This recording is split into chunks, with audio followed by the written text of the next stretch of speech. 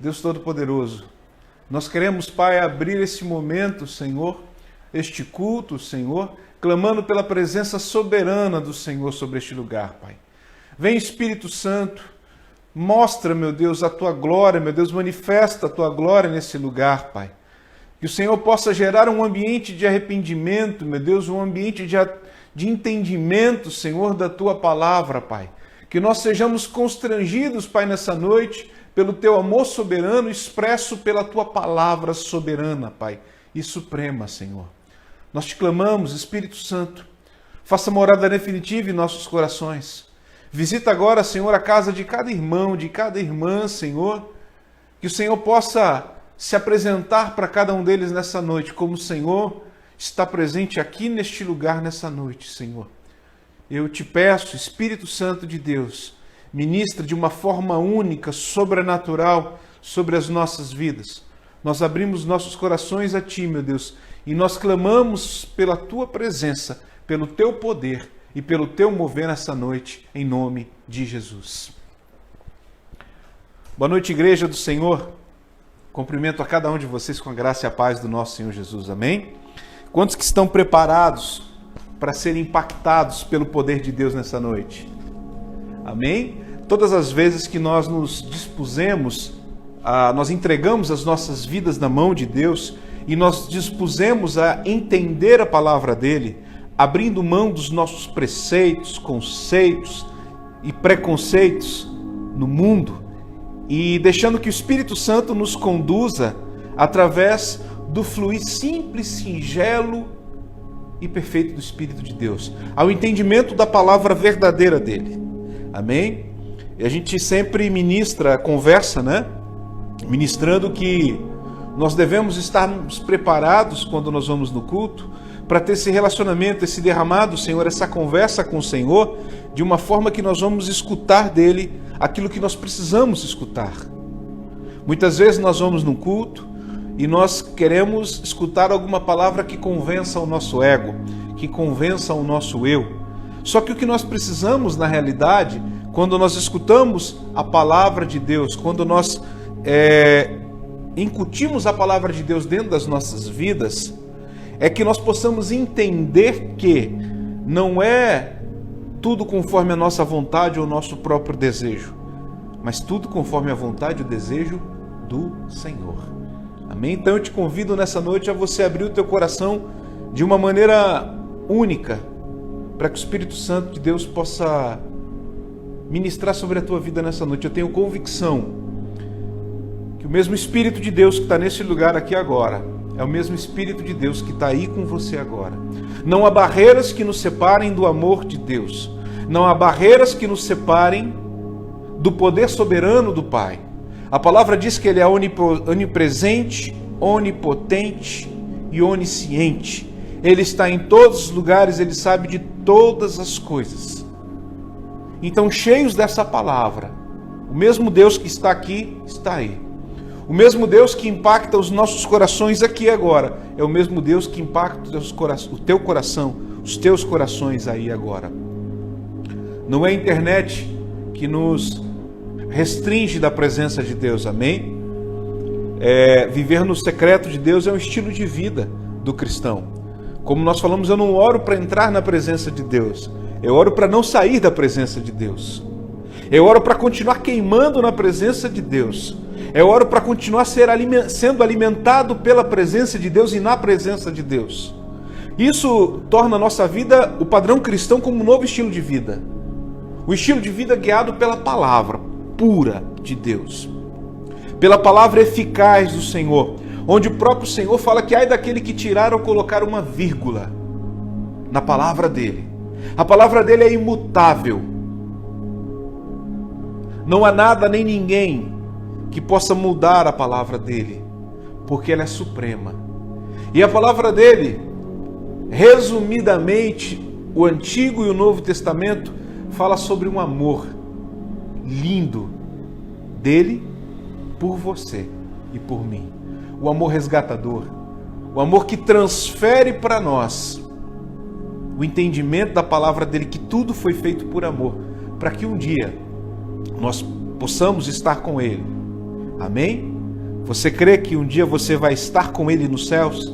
Hoje nós desfrutamos da presença dele aqui através do Espírito Santo de Deus. Mas vai chegar o dia onde nós estaremos lá com Ele na presença dele. Amém? Eu quero compartilhar com você nessa noite uma palavra que está no livro de Juízes, capítulo 6, versículo 1 a seguir. Juízes, capítulo 6, versículo 1 a seguir.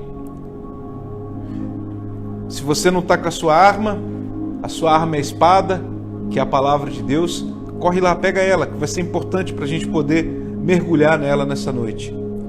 Nós cristãos precisamos saber manusear essa arma maravilhosa que Deus nos deu, que é a palavra dele, amém? Juízes, capítulo 6, versículo 1 a seguir. A palavra ela fala sobre Gideão, né? Gideão que foi o quinto juiz daquele povo, né? Daquele ambiente, né? Juiz de Israel. Começou depois que Josué morre, né? E aí o povo fica um pouco atônito sobre o que faria. O Senhor dá um direcionamento para aquele povo. Então são eleitos juízes para conduzirem aquele povo, né? Para guiar aquele povo. E Gideão vem de um ambiente. Gideão significa destruidor, guerreiro poderoso ou lenhador. Uma das características principais de Gideão é que era um homem altamente humilde e fiel aos princípios e fiel a Deus. Gideão ficou famoso entre várias situações quando ele, com 300 homens, derrubaram mais de 100 mil homens, mais de 120 mil homens inimigos. Amém? 300 homens. Se você vai por uma regra matemática, cada guerreiro de Gideão dos 300 eliminou aproximadamente 450 homens, né? E a palavra no decorrer do capítulo 7 a seguir fala que eles ficaram sem nenhum machucado, sem nenhum arranhão. As coisas de Deus são assim com a gente. Quando Deus direciona, Ele promete, Ele cumpre. Ele nos faz sair ilesos e nos faz voltar ilesos, sem qualquer tipo de problema sobre as nossas vidas. Amém? A palavra começa da seguinte forma: fizeram os filhos de Israel o que era mal perante o Senhor. Por isso, o Senhor os entregou nas mãos dos midianitas por 7 anos. Prevalecendo o domínio dos midianitas sobre Israel, fizeram estes para si, por causa dos midianitas, as covas que estão nos montes, e as cavernas e as fortificações. Porque cada vez que o povo de Israel semeava, os midianitas, os amalequitas, como também outros povos do Oriente, subiam contra eles. E contra ele se acampavam, destruindo os produtos da terra até a vizinhança de Gaza. E não deixavam em Israel sustento algum, nem ovelhas, nem bois, nem jumentos, pois subiam com os seus gados e tendas e vinham como gafanhotos em tanta multidão que não se podiam contar, nem a eles, nem os seus camelos, e entravam na terra para destruir. Assim Israel ficou muito debilitado com a presença dos midianitas. Então os filhos de Israel clamaram ao Senhor. Tendo os filhos de Israel clamado ao Senhor por causa dos midianitas, o Senhor lhes enviou um profeta, que lhes disse: assim diz o Senhor, Deus de Israel, eu é que vos fiz subir do Egito, e vos tirei da casa de servidão, e vos livrei da mão dos egípcios e da mão de todos quanto vos oprimiam. E eu os expulsei de diante de vós, e vos dei a sua terra, e disse: eu sou o Senhor vosso Deus. Não temais os deuses dos amorreus, em cuja terra habitais. Contudo, não destes ouvidos à minha voz. Vamos parar para aqui rapidinho. A palavra na reflexão inicial dele, olha que interessante. Fizeram os filhos de Israel o que era mal diante dos olhos de Deus, diante do Senhor. Os filhos de Israel que tinham visto grandes milagres, que tinham atravessado o Mar Vermelho, atravessado o deserto, que tinham visto a terra que manava leite e mel e tinham pisado a pé na terra que manava leite e mel. Aqueles povos de Deus que viram tantas e tantas coisas que Deus fez, que viram os milagres sendo derramados diariamente sobre a vida deles. Aquele povo eleito que tinha sido liberto do cativeiro, do tempo de escravidão, que tinha sido liberto do medo, da opressão. Aquele povo que puderam ver as maravilhas de Deus, que puderam ver no deserto a manifestação do Senhor, do amor de Deus, da graça de Deus e do poder de Deus sobre toda aquela geração. Aquela geração que vê um Deus de justiça. Ainda assim, depois da morte de Josué, eles começaram a novamente pecar contra o Senhor e começaram, nos capítulos 1 de Juízes a seguir, começaram a buscar outros deuses, começaram a se aventurar no mundo. Eles começaram naquilo que Deus deu ordem para eles, entrarem nas terras e tomarem posse e aniquilar os seus inimigos. Eles começaram a fazer alianças que contrariavam a própria palavra de Deus, ao próprio direcionamento do Senhor. Então o Senhor levanta juízes sobre aquele tempo, para que aqueles juízes fossem interlocutores, né? E liberassem palavra de juízo sobre aquele povo. Só que ainda assim, a cada morte de um juiz, a geração seguinte daquele povo vinha como se fosse pior. A palavra no capítulo 2 de Juízes fala, pior do que na época de seus pais. É como se os filhos, é como se o povo de Deus começasse a flertar cada vez mais e mais e mais com a falta de obediência, com o pecado.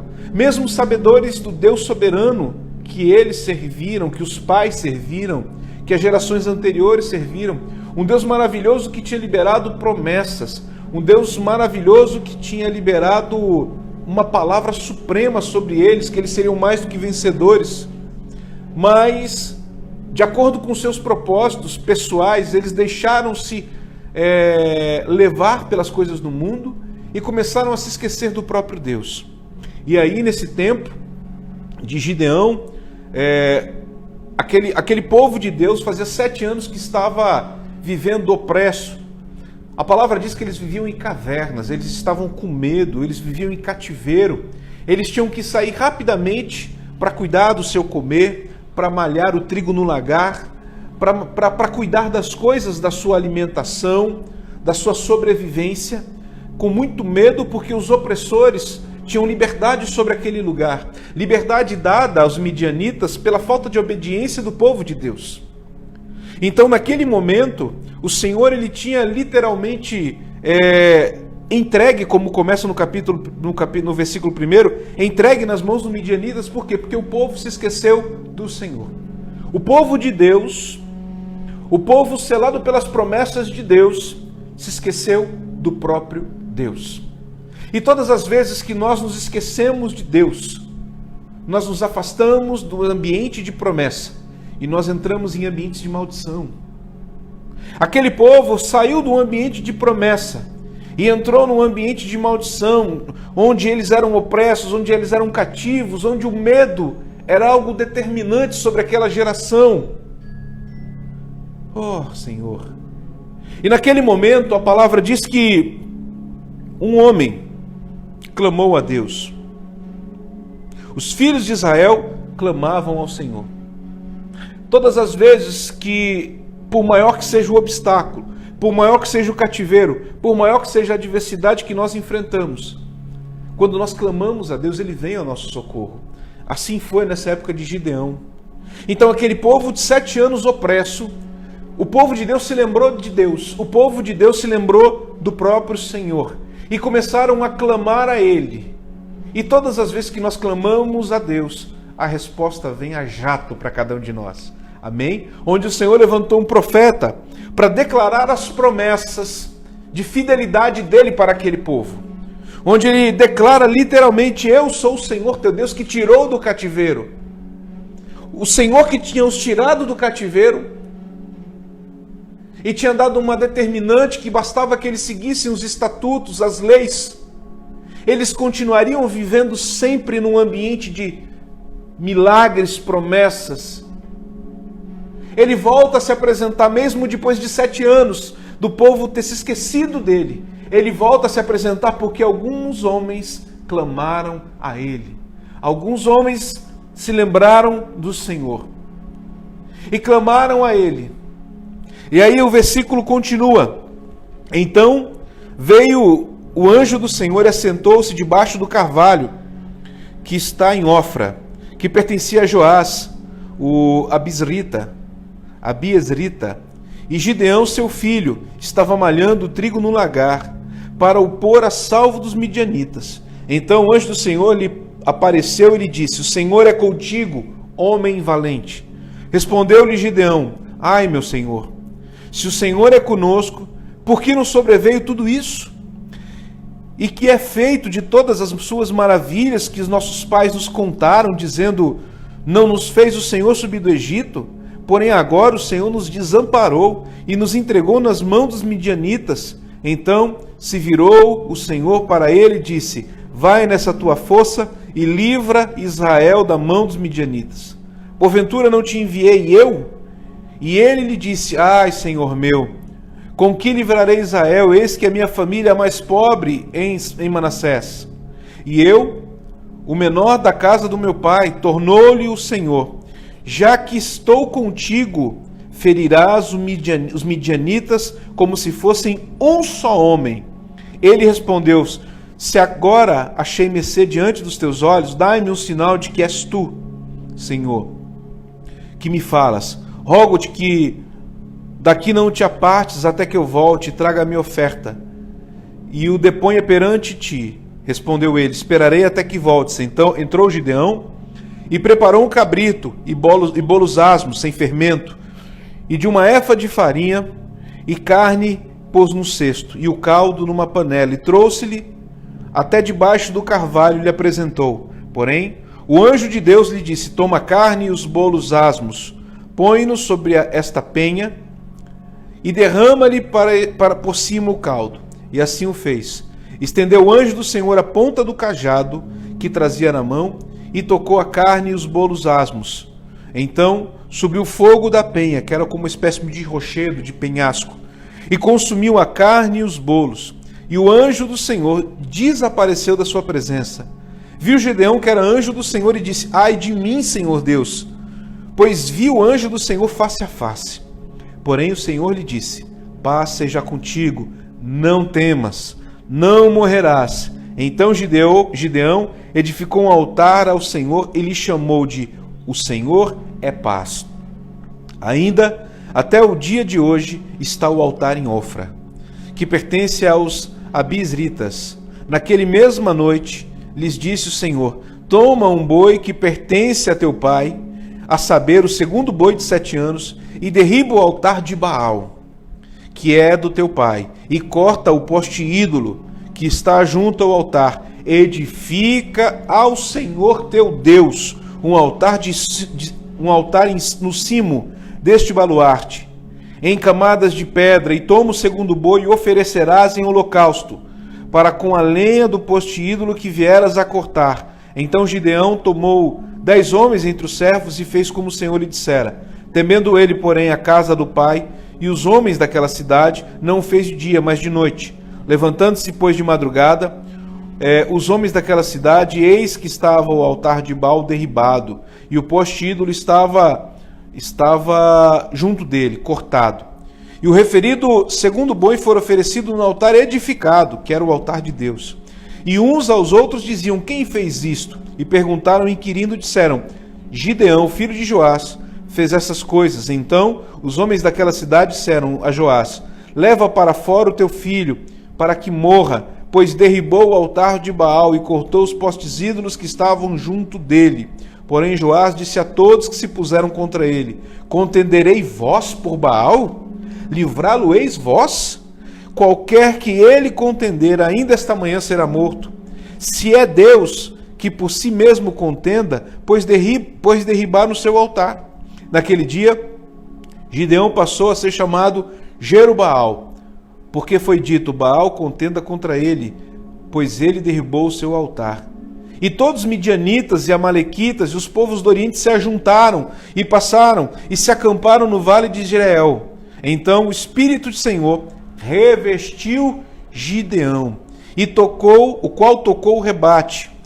O rebate fez um chamamento né, deu um sinal da vinda de inimigos, e os abisritas se juntaram após dele. Então, mensageiros de toda a tribo de Manassés, que também foi convocada para o seguir, enviaram ainda mensageiros a Aser, a Zebulon, a Naftali, e saíram para encontrar-se com ele. Amém?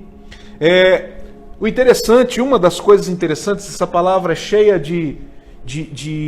do mover de Deus, é que aquele povo que tinha se afastado de Deus, aquele povo que tinha se afastado da presença do Senhor, que tinha erguido altares para deuses estranhos, aquele povo que tinha erguido altar, no caso de Gideão, o pai de Gideão, tinha erguido um altar para Baal, onde o Senhor não se apresentava naquele momento porque o povo tinha se esquecido dele.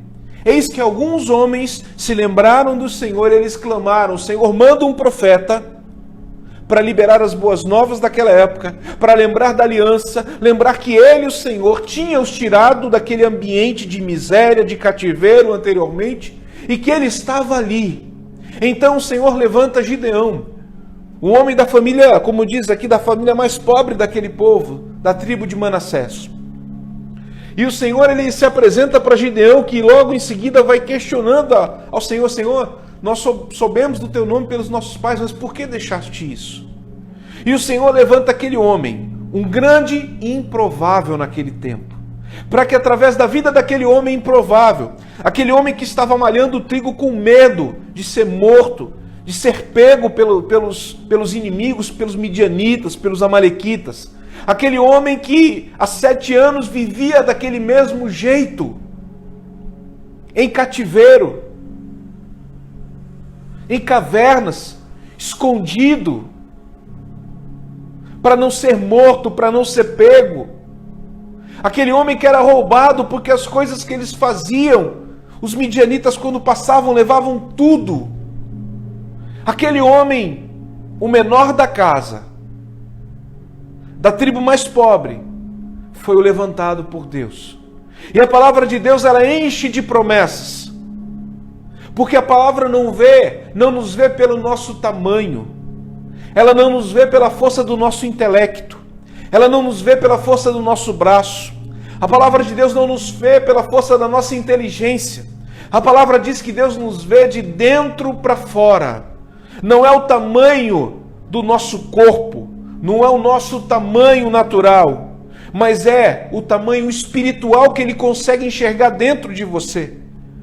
Filhos conforme o coração de Deus, filhos que podem estar passando por problemas, por tribulações, mas dentro do seu coração existe um gigante,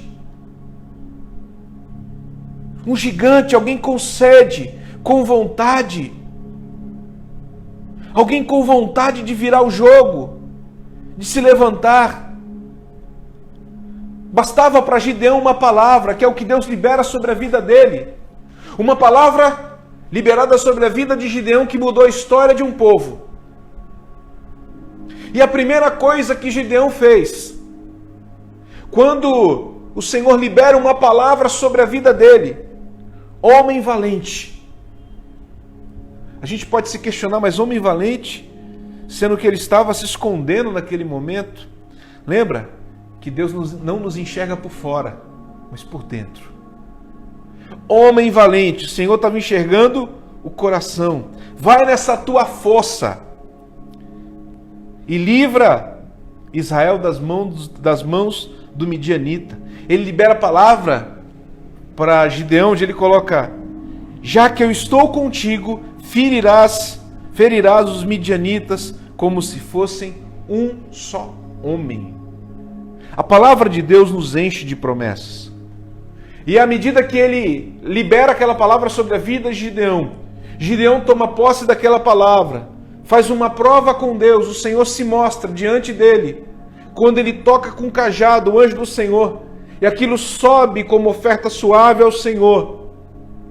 E ele crê que ele está diante de um anjo do Senhor, que a presença do próprio Deus está naquele lugar. Aquilo era o que faltava para que Gideão pudesse encontrar a verdadeira essência, aquela essência que estava futigada, que estava guardada, presa dentro dele, a essência de um adorador, a essência de um filho de Deus, a essência de alguém que estava naquele momento tomando posse da herança liberada pelos seus pais, pelos seus antepassados. Coragem, ousadia. Ele não, depois que o Senhor libera a palavra para ele não pestaneja. Ele toma posse da palavra, ele não sequer pensa mais que ele era o menor.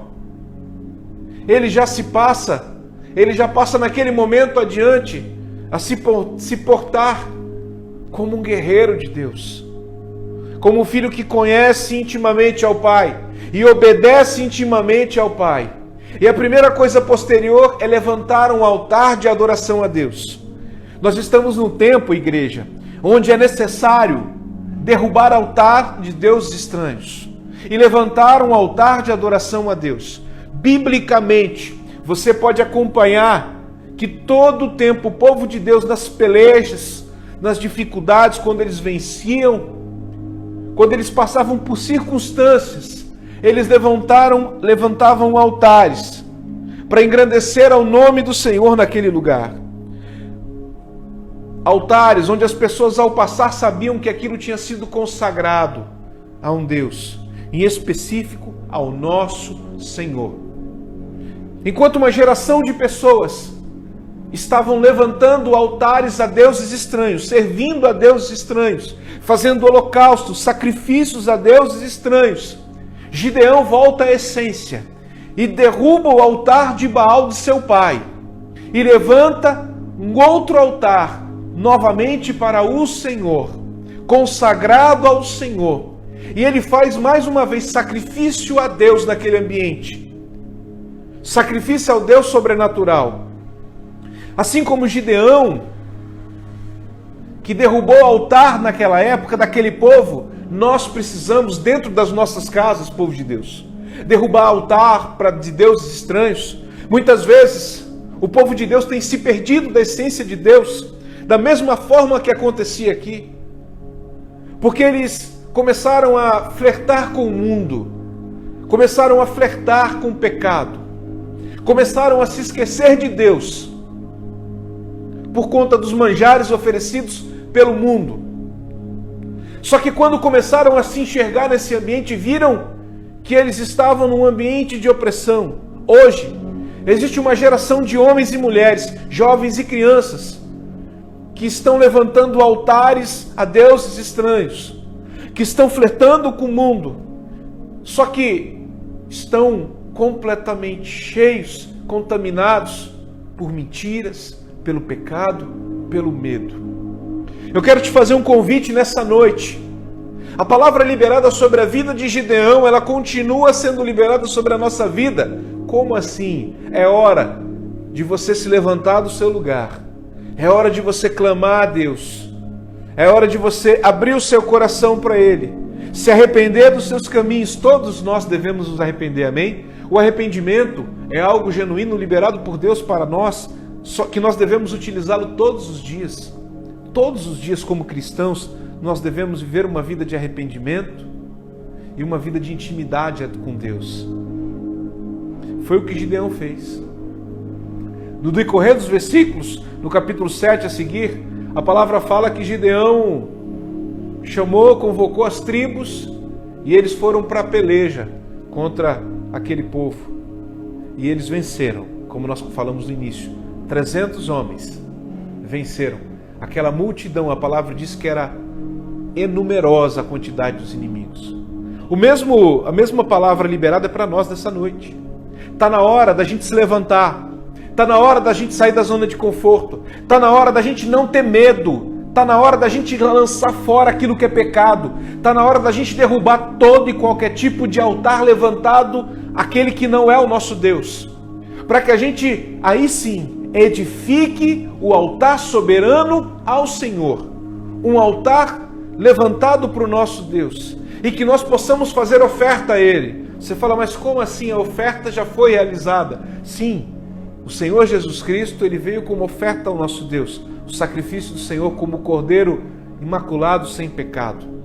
Mas nós devemos levantar um altar de adoração e como oferta ao nosso Deus também entregar os nossos corações para Deus. Amém? Vocês estão entendendo? Eu preciso entregar o meu coração para o Senhor. Eu preciso tirar o que é pecado da minha casa. Eu preciso tirar o que é pecado do meu eu. Eu preciso não acreditar nas promessas do mundo. Eu preciso não acreditar nas vanglórias do mundo. Eu preciso não acreditar na força da minha inteligência, muito menos no meu braço, e acreditar unicamente nas promessas de Deus. Quando nós estudamos a palavra de Deus, igreja, nós conseguimos, é gerado no nosso coração tamanha convicção, porque aquilo que estava oculto diante dos nossos olhos começa a ser revelado, e nós conseguimos entender o quão grandioso é o nosso Deus, um Deus de milagre, de promessa, um Deus que jamais morre, um Deus que é vivo, que reina para sempre, aquele que era, que é e que há de vir. Um Deus que era, que é e que há de vir. Que era, que é e que há de vir. Mas para isso nós precisamos, nesse momento na nossa vida, quebrar tudo aquilo que não compete a Deus. Não há como uma casa prevalecer se naquela casa existem altares a deuses estranhos. A única forma da minha casa vencer, prevalecer, é quando eu quebro o altar do inimigo. É quando eu lanço fora aquilo que é pecado. É quando eu lanço fora, quando eu jogo no lixo aquilo que é manjar, aquilo que é do mundo. A fidelidade do Senhor não vem nos manjares, mas vem no maná liberado. Maná que é promessa, é sinônimo de lealdade de Deus, de fidelidade de Deus. O maná continua sendo derramado sobre a vida do povo de Deus. Eu não preciso de favores do mundo. Por mais que nós vivemos neste mundo, aqui é um estágio que nós vencemos em Cristo para um dia estarmos com Ele nos céus. Amém? Lá em Apocalipse, na Nova Jerusalém, um dia nós estaremos lá. Mas para estarmos lá, nós precisamos vencer alguns degraus que a vida nos impõe, que esse trajeto nos impõe. Nesses últimos meses nós temos trabalhado isso. Quais trajetos? Arrependimento. O cristão precisa viver uma vida de arrependimento, uma vida de obediência da palavra de Deus. Nós precisamos desentulhar poços. Nós precisamos jamais profanar a presença de Deus. E hoje nós precisamos destruir altares inimigos. Nós precisamos parar de pecar contra Deus. A casa que flui é a casa que vive em união com os propósitos de Deus. E o convite de Deus para você nessa noite é para que você possa viver os propósitos com Ele e nele. O convite de Deus é que você possa vencer. Não importa se você é o mais fraco da sua casa. Não importa se você é o menor da sua casa. Não importa se você é da família mais pobre. Olha como Deus liberou sobre a vida de Gideão. O que importa não são as circunstâncias, muito menos as adversidades. Povo de Deus, o que importa é o Senhor que você serve. É o Deus que vive dentro do seu coração. É o Deus que te dá vitória. Para isso basta você crer no Senhor e deixar Ele te moldar, amém? O Senhor vai me moldando todos os dias quando eu começo a buscá-lo. Derrubo os altares, levanto um altar para Ele. Não basta derrubar altares, eu preciso derrubar os altares dos estranhos, mas levantar um altar para o Senhor. O segundo ponto, eu preciso oferecer o meu coração como oferta ao Senhor.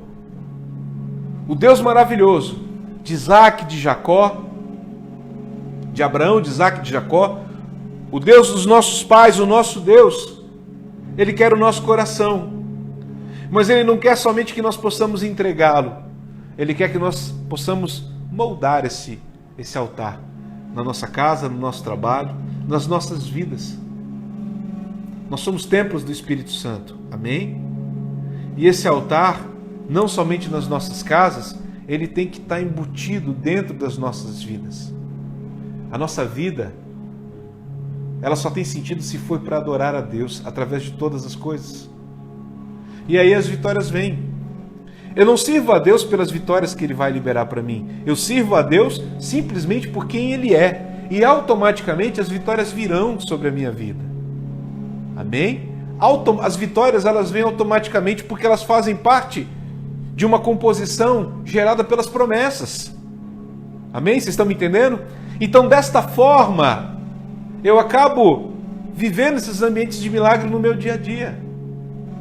Esse é o propósito que Deus tem liberado sobre nós. Em Levítico 6, ele fala uma palavra que eu acho linda. Levítico 6,12, ele fala assim: o fogo, pois, sempre arderá sobre o altar, não se apagará, mas o sacerdote acenderá lenha nele cada manhã, e sobre ele porá em ordem o holocausto, e sobre ele queimará a gordura das ofertas pacíficas. O fogo arderá continuamente sobre o altar, não se apagará. Ei, povo de Deus, sabe qual o altar que o Senhor está falando para nós nessa noite? É o nosso coração, a nossa casa, a nossa vida. E qual é a oferta de holocausto? É o teu coração. E quem é o sacerdote?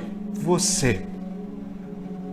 Todas as vezes que nós entendemos essa palavra de Levítico, associada às outras palavras liberadas hoje de Juízes, o fogo continuará ardendo no nosso coração todos os dias.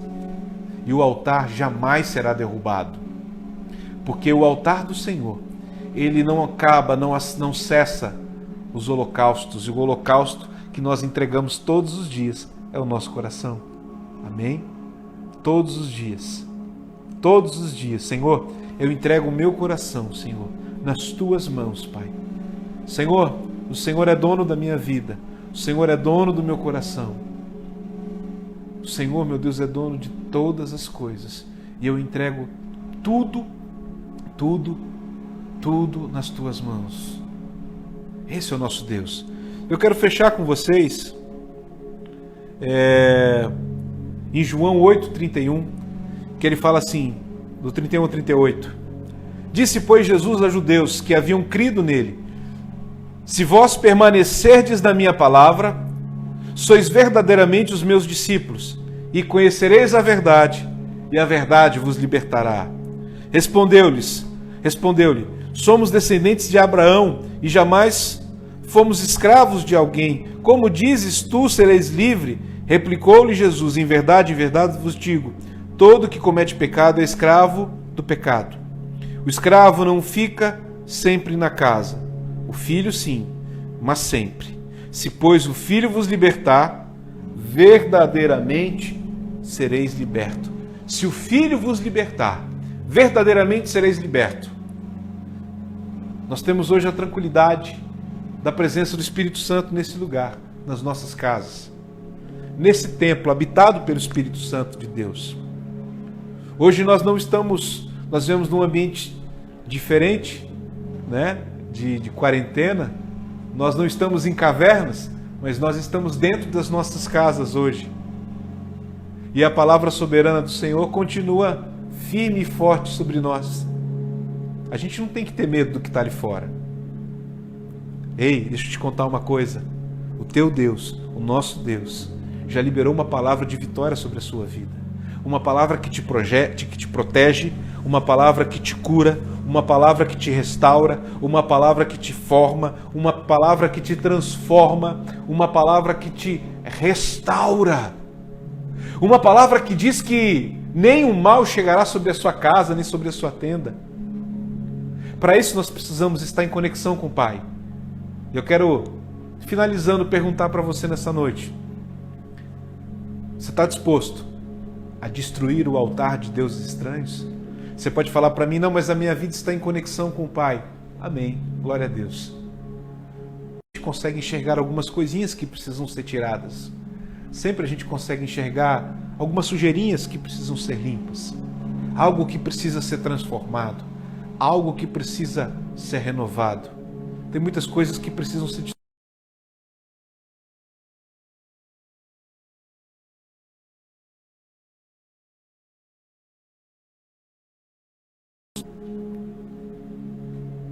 Então, não abre mão não. Lança a tua vida nas mãos do Senhor. Derruba os altares. Oferta o teu coração para Ele. Entrega o teu coração na mão dEle e decide nessa noite: Senhor, eu quero voltar para casa. Eu não quero fazer como naquela época de Gideão, me esquecer do Senhor. Pelo contrário, hoje eu faço uma aliança contigo, Senhor. E eu te peço, Senhor, para que eu possa te servir todos os dias da minha vida. Eu oferto a minha vida do Senhor. E como o Senhor Jesus colocou e declarou, se o Filho vos libertar, verdadeiramente sereis libertos. Então não precisa ter medo. O Senhor te libertou de você mesmo. O Senhor te libertou do medo. O Senhor lançou fora todo medo. Cria um relacionamento firme, fiel a Deus. Eu tenho certeza que o Senhor vai te levar para lugares que você nunca sonhou, nunca imaginou. O tempo que nós passamos vai passar. Esse ambiente que nós estamos vivendo vai passar. E a palavra de Deus continuará firme, forte e eficaz todos os dias das nossas vidas. Amém? Eu quero te convidar a fechar teus olhos e fazer uma oração comigo. Mas eu quero te pedir que você literalmente se entregue. Não porque eu estou pedindo para você, mas porque o Senhor libera uma palavra soberana sobre as nossas vidas e chegou a hora da gente derrubar tudo aquilo que impede o nosso crescimento. Amém? Se puder, coloca tuas mãos no teu coração, declara assim comigo: Senhor Deus e Pai, eu nessa noite decido derrubar todos os altares levantados a deuses estranhos. Eu decido nessa noite a derrubar todos os altares erguidos para deuses do mundo. E nesse momento eu consagro a minha vida a Ti. Te aceito, te recebo como meu único Senhor e Salvador. E levanto profeticamente nessa noite um altar de adoração único a Ti, na minha vida, na minha casa, na minha família, em tudo aquilo que eu pisar a planta dos meus pés. E como oferta, meu Deus, eu entrego nesta hora o meu coração nas Tuas mãos, Pai. E como disseste em Levítico, o fogo continuará queimando ardentemente. Este fogo jamais se apagará, Pai. Em nome de Jesus. Em nome de Jesus. O Senhor, Ele tem coisas assim lindas preparadas para nós. E o primeiro passo é esse que a gente deu. Derrubar altares. Se entregar nas mãos do Senhor.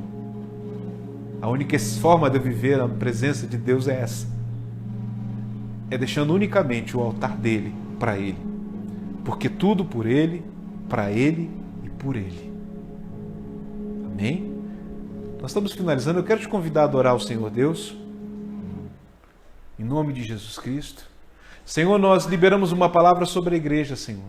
Abençoa teus filhos e filhas, Pai. Que o Senhor possa abençoá-los nas suas casas, Pai. Protegê-los, Pai. Eu quero te pedir especial, Senhor, para que o Senhor, meu Deus, faça-os andar por um ambiente de milagres, Pai. Em nome de Jesus, lança fora o medo, meu Deus. Lança fora a escravidão, meu Deus. Lança fora os desejos do mundo, Pai. Lança fora, meu Deus, aquilo que os atrapalha, meu Deus. Em nome de Jesus, Pai. Dá discernimento, sabedoria, entendimento e força nessa noite, Pai. Para a Tua palavra, meu Deus, continuar queimando, Pai, no coração dos Seus filhos, Pai.